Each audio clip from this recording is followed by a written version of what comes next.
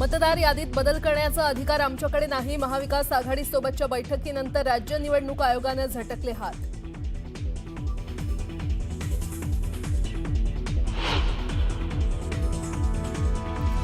विरोधी पक्षाच्या शिष्टमंडळाने घेतली निवडणूक अधिकाऱ्यांची भेट. मतदार याद्यांमधील घोळावर महाविकास आघाडीच्या नेत्यांसह राज ठाकरेंची आयोगासोबत चर्चा. आज पुन्हा आयोगासोबत बैठक.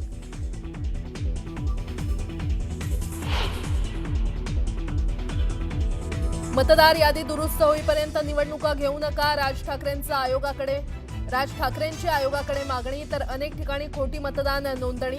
मतदार याद्यांमध्ये घोळ झाल्याचा मुद्दा उद्धव ठाकरेंकडून उपस्थित.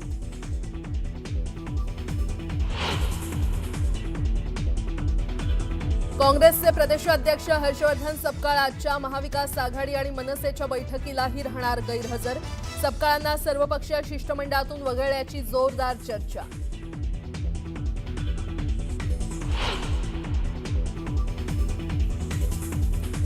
संग्राम जगतापांना रीतसर नोटीस पाठवले. उत्तर आल्यावर पाहू. वादग्रस्त विधानं करणाऱ्या संग्राम जगतापांना अजितदादांनी झापल्याची चर्चा.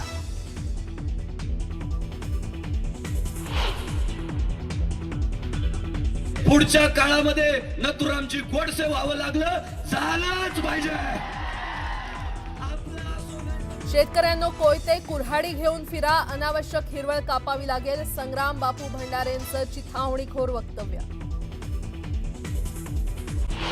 मकोका कारवाईला हायकोर्टात आव्हान दिलं. मीडिया ट्रायलमुळे आपल्या विरोधात कारवाई झाली असून अटकेची कारवाई न करण्याची मागणी या याचिकेतून करण्यात आली. दरम्यान निलेश घायवळच्या याचिकेवरील सुनावणी शुक्रवारपर्यंत तहकूब करण्यात आली. लुकआउट नोटीस रद्द करण्याची मागणी अभिनेत्री शिल्पा शेट्टीने केली. राज कुंद्राच्या कंपनीशी संबंध नसल्याचं म्हणत शिल्पाने ही मागणी केली. राज कुंद्राकडून प्रतिज्ञापत्रावर लिहून दाखल करा असं म्हणत कोर्टाने शिल्पा शेट्टीची मागणी फेटाळली. गोविंद पानसरे हत्या प्रकरणी सर्व आरोपींना जामीन मंजूर झाला. वीरेंद्र तावडे, अमोल काळे, शरद कळसकर यांना जामीन मिळाला. हायकोर्टाच्या कोल्हापूर सर्किट बेंचने जामीन दिला. बीड जिल्ह्यातील वैद्यराज साखर कारखाना विक्री प्रकरणात आम्हाला राजकारण करायचं नाही असं शेतकरी नेते रविकांत तुपकर म्हणाले. त्यांनी थेट ओंकार ग्रुपला शेतकऱ्यांचा ऊस चांगल्या भावाने खरेदी करण्याचं आवाहन केलंय. बीड जिल्ह्यातील घाणलेल्या राजकारणात न पडता ऊस उत्पादक शेतकऱ्यांचा फायदा झाला पाहिजे असं मत रविकांत तुपकरांनी व्यक्त केलं. शेतकऱ्यांच्या प्रश्नासाठी दिवाळी झाल्यावर राज्यव्यापी बैठक घेऊन आंदोलन उभारणार आहे अशी घोषणा मराठा आंदोलक मनोज जरांगे पाटील यांनी केली. इथून पुढे आणि इथून मागे 100 वर्षात असं आंदोलन कोणी केलं नसेल. असं आंदोलन उभं करू. शेतकऱ्यांच्या मागण्या मान्य करून घ्याव्या लागतील असं जरांगे म्हणाले. भगवान कोकरे महाराजांवर गुन्हा दाखल करण्यात आल्यानंतर त्यांच्या पत्नी जयश्री कोकरे यांनी प्रतिक्रिया दिली. काही बडे राजकीय नेते बदनामी करण्याचा प्रयत्न करतात. गुरुकुल आणि गोशाळा बंद करण्यासाठी अनेक दिवसांचे त्यांचे प्रयत्न आहेत. हे सर्व षडयंत्र असल्याचा आरोप जयश्री कोकरे यांनी केला. आता एक ब्रेकिंग न्यूज. कोकणात भाजपमध्ये जोरदार इनकमिंग सुरू झालंय. भाजपमधील इनकमिंग मागील खरा चेहरा समोर आला. विश्वासू शिलेदार अनिकेत पटवर्धनांमुळे महाविकास आघाडीला मोठे धक्के बसले. अनिकेत पटवर्धनांमुळे कोकणात भाजपने मुसंडी घेतली आहे. बडे मासे गळाला लावण्यात पटवर्धनांची महत्त्वाची भूमिका आहे. महायुतीत समन्वय राखण्यात पटवर्धनांचं मोलाचं योगदान असल्याचं कळतंय.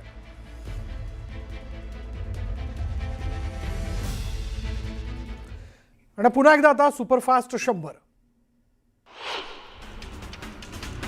मुंबईच्या माता रमाबाई आंबेडकर नगर आणि कामराजनगर झोपडपट्टी पुनर्वसन योजनेच्या पहिल्या टप्प्यातील 4345 घरांसाठीचा भूमिपूजन सोहळा संपन्न झाला. या जागेवर आम्ही अतिशय वेगाने बांधकाम करणार आहोत.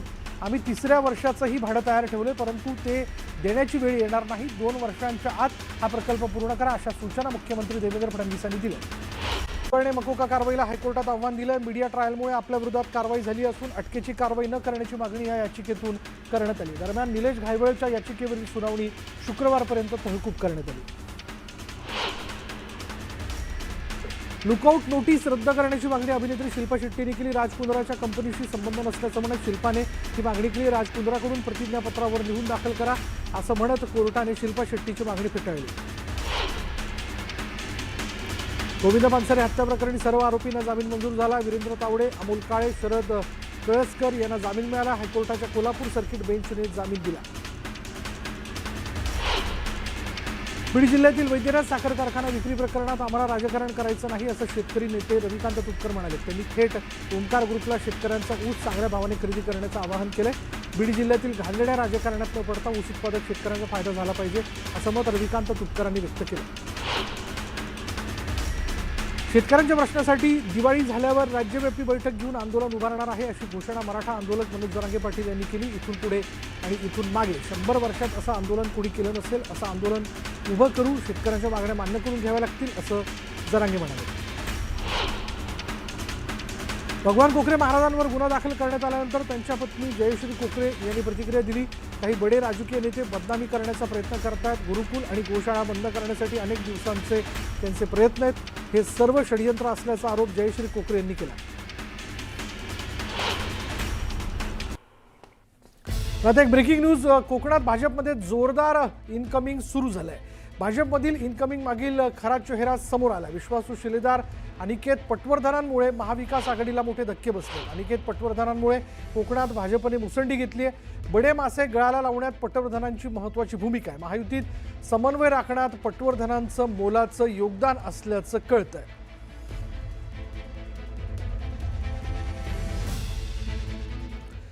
आणि पुन्हा एकदा आता सुपरफास्ट 100. मुंबईच्या माता रमाबाई आंबेडकर नगर आणि कामराज नगर झोपडपट्टी पुनर्वसन योजनेच्या पहिल्या टप्प्यातील 4345 घरांसाठीचा भूमिपूजन सोहळा संपन्न झाला. या जागेवर आम्ही अतिशय वेगाने बांधकाम करणार आहोत. आम्ही 3ऱ्या वर्षाचंही भाडं तयार ठेवले, परंतु ते देण्याची वेळ येणार नाही. 2 वर्षांच्या आत हा प्रकल्प पूर्ण करा अशा सूचना मुख्यमंत्री देवेंद्र फडणवीसांनी दिल्या. यंदा मनसेच्या दीपोत्सवात शिवसेना आणि मनसे युतीची आतषबाजी पाहायला मिळणार आहे. मनसेच्या दीपोत्सवाचं उद्धव ठाकरेंच्या हस्ते उद्घाटन होणार असून दिवाळीनिमित्ताने ठाकरे बंधू पुन्हा एकदा एकत्र येणार आहे. काँग्रेसचे प्रदेशाध्यक्ष हर्षवर्धन सपकाळ उद्याही महाविकास आघाडी आणि मनसेच्या बैठकीत येणार नाहीत. हर्षवर्धन सपकाळांचा राज्यातल्या इतर पक्षातील मोठ्या नेत्यांशी फारशी जवळीक नाही किंवा त्यांचा फारसा संबंध आला नाही. याच कारणामुळे त्यांना सर्वपक्षीय शिष्टमंडळातून वगळण्यात आल्याची सूत्रांची माहिती. उपमुख्यमंत्री एकनाथ शिंदे साताऱ्यातील दरेगावी मुक्कामी पोहोचलेत. उद्या एकनाथ शिंदे यांच्या उपस्थितीत साताऱ्यात शिवसेनेच्या कार्यकर्त्यांचा मेळावा पार पडणार आहे. मेळाव्यानंतर जिल्ह्यातील मुख्य पदाधिकाऱ्यांसोबत जिल्हा परिषद आणि पंचायत समिती तसंच नगरपालिका निवडणुकांबाबत चर्चा होणार आहे. मराठा आरक्षणाचं जी आर रद्द करण्याची मागणी करणाऱ्या ओबीसी नेत्यांना मनोज जरांगेंनी थेट इशारा दिला. जी आरला हात लावा मग दाखवतो अशा शब्दात जरांगेंनी इशारा दिला. तर हैदराबाद गॅझेटनुसार काढलेला मराठा आरक्षणाचं जी आर रद्द होऊ शकत नाही असंही जरांगे म्हणाले. मावळमधील जिल्हा परिषद पंचायत समितीची एकही जागा भाजपला देणार नाही असं सूचक विधान आमदार सुनील शिळकेंनी कार्यकर्ता आढावा बैठकीत केलं. त्यामुळे आता मावळमध्ये महायुतीत मिठाचा खडा पडण्याची शक्यता आहे. स्वप्नील शाह 17 ऑक्टोबरला राष्ट्रवादीमध्ये पक्षप्रवेश करणार आहे. दौंडमध्ये पक्षप्रवेश सोहळ्याची जोरदार तयारी सुरू आहे. अजित पवारांच्या उपस्थितीत हा पक्षप्रवेश सोहळा पार पडणार आहे. अहिल्यादेवी होळकरांच्या राज्यात गो हत्या झाल्यानंतर मृत्यूदंडाची शिक्षा दिली जात होती. आताही आपल्या देशात गायींचं संरक्षण झालं पाहिजे असं मत संग्राम बापू भंडारे यांनी व्यक्त केलं. 100% गोहत्या बंद होत नाही तोपर्यंत शेतकऱ्यांना चांगले दिवस येणार नाहीत असंही ते म्हणाले.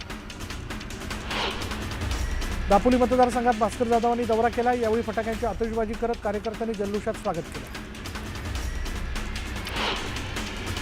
बुधगाव इथल्या महाबोधी महाविहार हे बौद्ध समाजाच्या ताब्यात देण्याची मागणी देशभरात होते आणि यासाठी आज मुंबईच्या आझाद मैदानात बौद्ध समाजाच्या वतीनं महामोर्चा काढण्यात आला.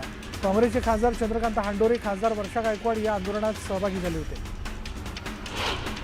इंदापूरमध्ये ग्रामपंचायत कर्मचाऱ्यांनी आंदोलन केले. थकीत वेतन देण्याची मागणी करण्यात आली. मागणी पूर्ण न केल्यास काम बंद आंदोलन करण्याचा इशारा देण्यात आला. गोंदिया जिल्ह्यातील सडक-अर्जुनी तालुक्यातल्या डव्वा ग्रामपंचायतीच्या सरपंचाविरोधातील अविश्वास प्रस्ताव नामंजूर करण्यात आला. 11 ग्रामपंचायत सदस्यांपैकी 8 सदस्य अनुपस्थित असल्यानं हा ठराव नामंजूर करण्यात आला. पंढरपूरच्या विठ्ठल मंदिर संस्थानकडून पूरग्रस्तांना मदतीचा हात देण्यात आला. मुख्यमंत्री सहाय्यता निधीसाठी मंदिर समितीकडून 1 कोटी रुपयांचा धनादेश सुपूर्द करण्यात आला. डोंबिवली रेल्वे स्थानकाबाहेर फेरीवाल्यांमुळे रुग्णवाहिका अडकली आहे. रुग्णवाहिका अडकल्याचा व्हिडिओ व्हायरल झाला. रेल्वे स्थानकाबाहेर 150 मीटरपर्यंत फेरीवाल्यांना मनाई आहे, तरी फेरीवाले बसत असल्यानं कारवाईची मागणी करण्यात येते.